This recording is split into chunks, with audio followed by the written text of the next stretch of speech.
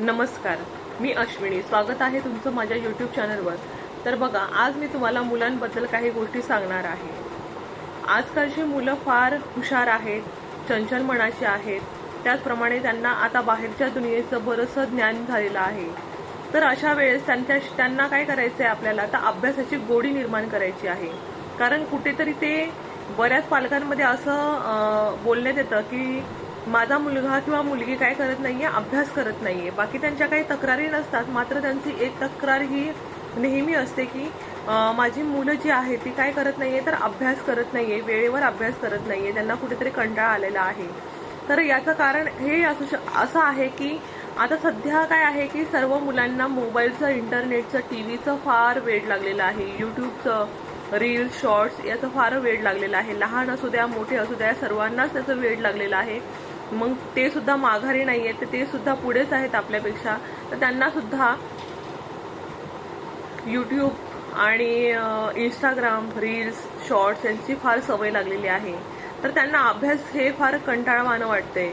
तर त्यांना आणि कसं झालेलं आहे की मोठे सुद्धा मोबाईल घेऊन बसतात. मग त्यांना वाटतं की ते घेतात तर आम्ही का नका घेऊ.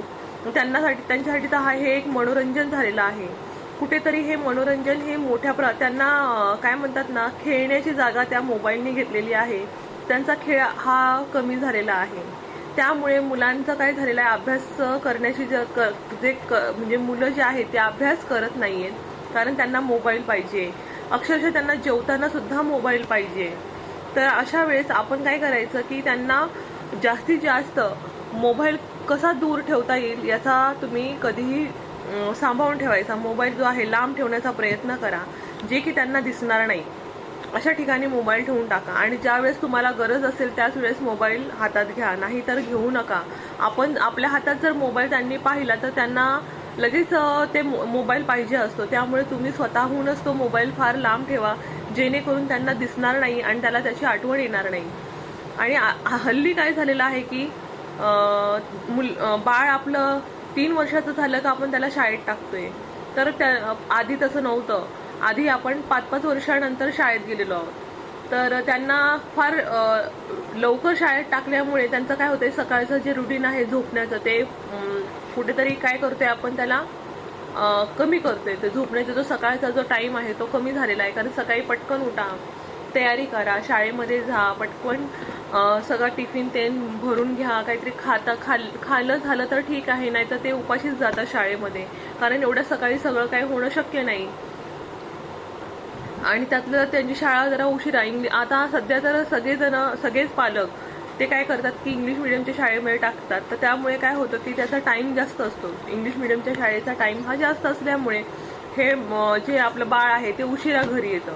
मग उशिरा घरी आल्यानंतर त्यांना खेळण्यासाठी टाइमच नाहीये. आहे का टाइम?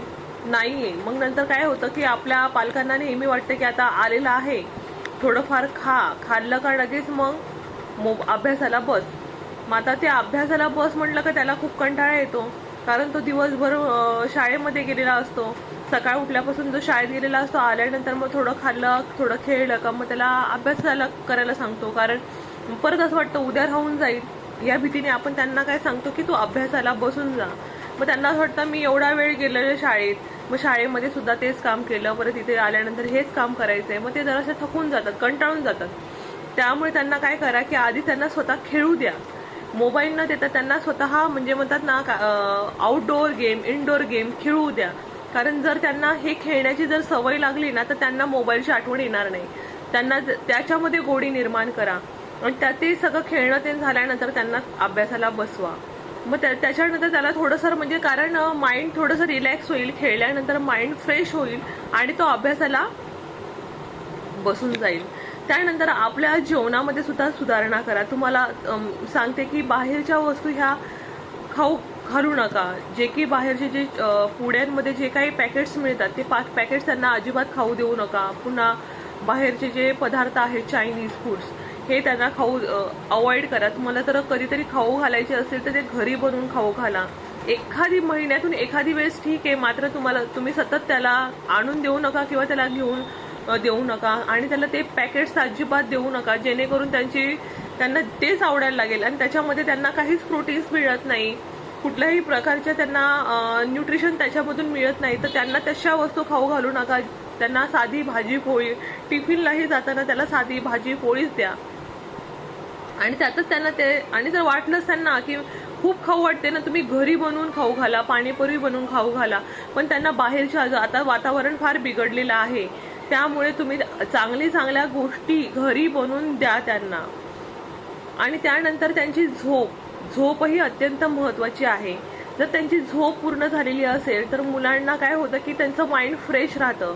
नाही ते दिवसभर तो जो त्यांचा वेळ आहे, टाइम आहे शाळेत जाण्याचा, खेळण्याचा, अभ्यास करण्याचं, ते पूर्ण नियोजन हे झोपेमुळे होतं. जर झोप पूर्ण झालेली नसेल तर आपलं मूल हे चिडचिड करायला लागतं, कुठेतरी चिडचिड करतं, कारण त्यांची पूर्ण झोप झालेली नसते, माइंड तेवढं पूर्ण रिलॅक्स झालेलं नसतं. त्यामुळे जास्तीत जास्त आपण स्वतः लवकर जेवण करून झोपण्याचा प्रयत्न करा, जेणेकरून मुलेही लवकर झोपतील आणि लवकर शाळेमध्ये जाण्यासाठी तयार होतील. आपण जर उशिरा झोपलो तर तेही उशिराच झोपतील, कारण त्यांना आपली सवय त्यांना लागलेली असते. आपण जर मोबाईल बघत असणार तर ते सुद्धा मोबाईल बघतील. आपण जर उशिरा झोपत असेल तर ते सुद्धा आपल्या बरोबरच झोपणार आहे. म्हणून स्वतःचा टाइम कसा कमी करता येईल मोबाईलचा आणि म्हणजे लवकर झोपण्याचा, याचा प्रयत्न तुम्ही स्वतः करा. आणि त्यानंतर मुलांना मी आधीच्या व्हिडिओमध्येही सांगितलेलं आहे की मुलांना मारू नका, ओरडू नका. जर त्यांनी कुठली तरी चूक केलेली असेल तर त्याला समजावून सांगण्याचा प्रयत्न करा. आपलं मूल हे आपलंच आहे. जर ते आपलं कुठल्या तरी शब्दात ते आपलं कुठे ना कुठे ऐकतच असतं. आपण म्हणतो ऐकत नाही, पण ते कुठंतरी त्यांना कुठेतरी कळतच असतं, फक्त ते दाखवत नाही की मला कळालेलं आहे.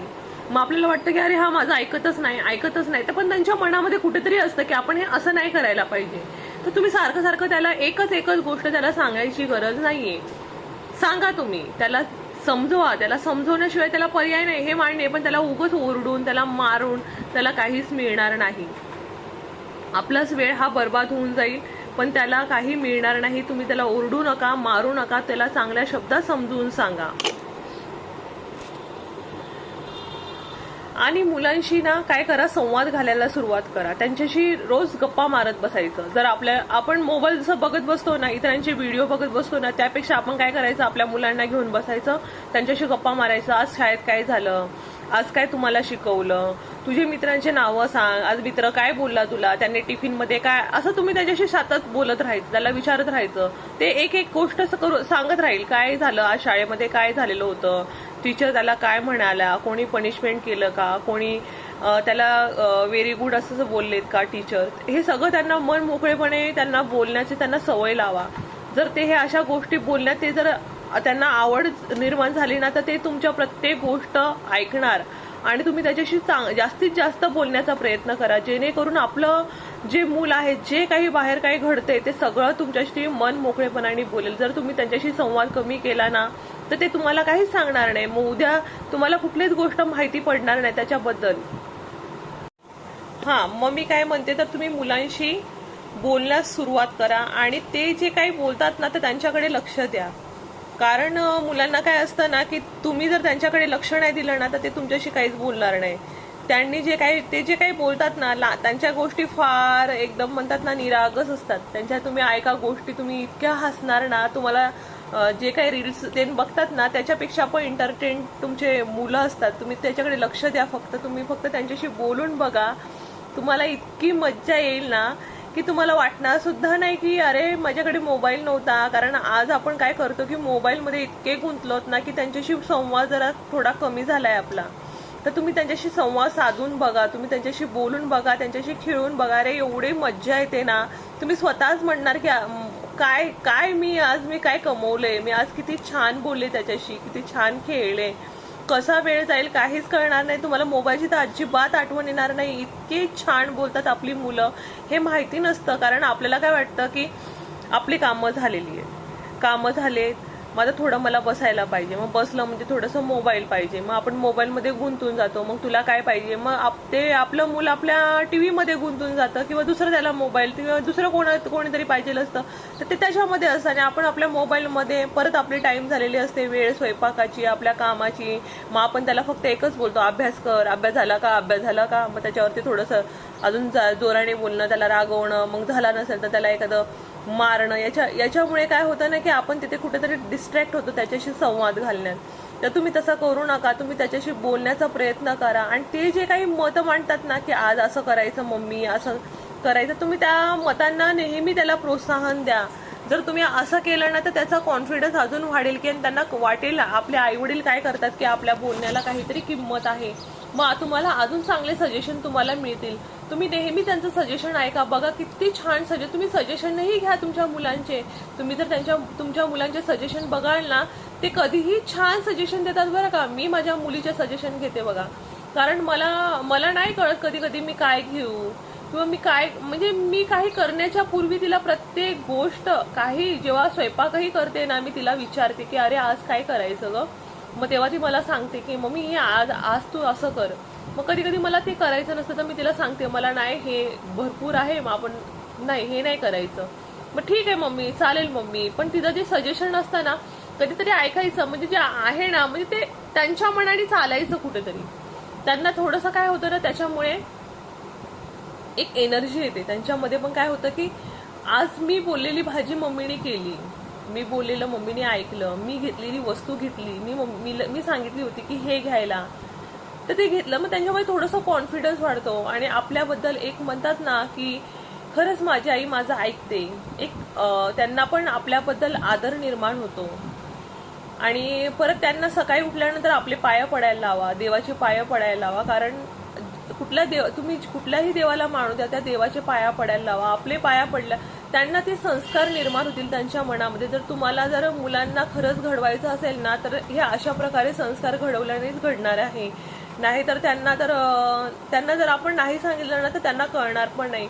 आणि एकदा मूल मोठं झाल्यानंतर त्यांना तुम्ही कितीही सांगितलं तरी कळणार नाही. मग त्यामुळे जेवढे लहान मुलं आहेत तेवढे आपण त्यांना संस्कार देण्याचा प्रयत्न करा. त्यांना आपले पाय पडू द्या, त्यांना सांगा. त्यांना रोज लक्षात नाही राहणार की पाया पडण्याचं, तर तुम्ही शाळेत जाण्याच्या पूर्वी पहिले त्याला एकदा रिमाइंड करून द्या की ए बघ तू देवाचे पाया पड, माझेही पाया पड, असं त्याला एकदा तरी आठवण करून द्या. आणि ते ऐकणारच आपलं. आपण जर त्यांच्याशी कनेक्टेड राहणार ना, कनेक्ट केलं ना तर ते आपल्याला ऑटोमॅटिकली कनेक्ट होऊन जातात. तुम्ही हा विचार करत जर बसला ना की जाऊ दे तो तर लहान आहे, त्याला काय कळतं, आम्हाला जास्त कळतं, नाही.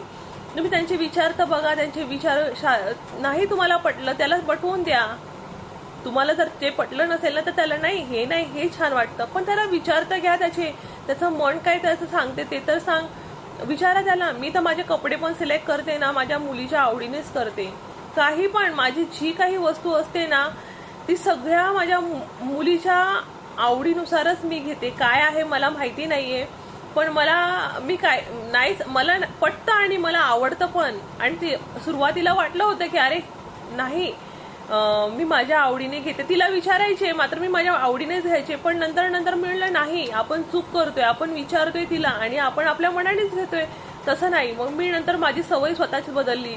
ठीक आहे बाळा, हे कलर छान आहे का, हा ठीक आहे बाळा. मग तिला आता एवढा कॉन्फिडन्स आलाय, तिला माहितीये मम्मी माझ्या आवडीने घेते. मग ती पण मला आधी सजेस्ट करते मम्मी तू आता असं घे. हा मग आता ती बाहेर बघते की हा हिच्या मम्मीकडे असं आहे तर मग आपण पण असं करायला पाहिजे नाही का. मग ती मला येऊन सांगते की मम्मी नाही बघा आता तू ना असं नको घेऊ बरं का, नाही तर असं नको करू बरं का, आज आहे ना अशा प्रकारची भाजी कर. आपण त्यांचं ऐकलं ना, अरे इतकं छान बोलतात ना, तुम्हाला काय सांगू. तुमचे ते मित्र मैत्रीण तेच होऊन जातात. तुम्हाला काही गरज नाही कोणाशी मोबाईलवर बोलण्याची, कोणाशी चॅटिंग करण्याची किंवा व्हिडिओ बघण्याची. अरे हेच आपलं विश्व होऊन जातं.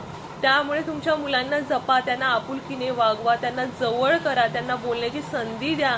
तुम्ही जर सगळ्या गोष्टी फॉलो करणार ना, नक्कीच तुमची मुलं ही हुशार बनतील. कारण त्यांना आपल्याबरोबर जर ते संवाद साधले ना तर त्यांच्यातील कमी काय आहे, त्यांच्यातील काय आहे, आपण ते त्यांना सुधारू शकतो.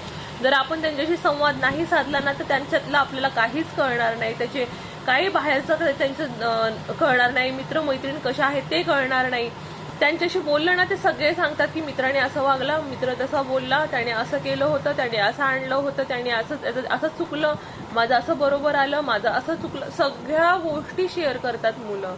त्यामुळे तुमच्या मुलांशी कनेक्टेड राहा, हेच माझं बोलणं होतं. आणि तुमच्या मुलांना चांगल्या चांगल्या सवयी लावा, खाण्याची पण चांगली सवय लावा, हिरव्या भाज्या खाऊ घाला आठवड्यातून एक. आता माझ्या एका मुलीच्या शाळेमध्ये काय आहे ना, टिफिन आहे. तर तिला एक रोज एक टिफिनमध्ये एक पदार्थ असतो वेगळा.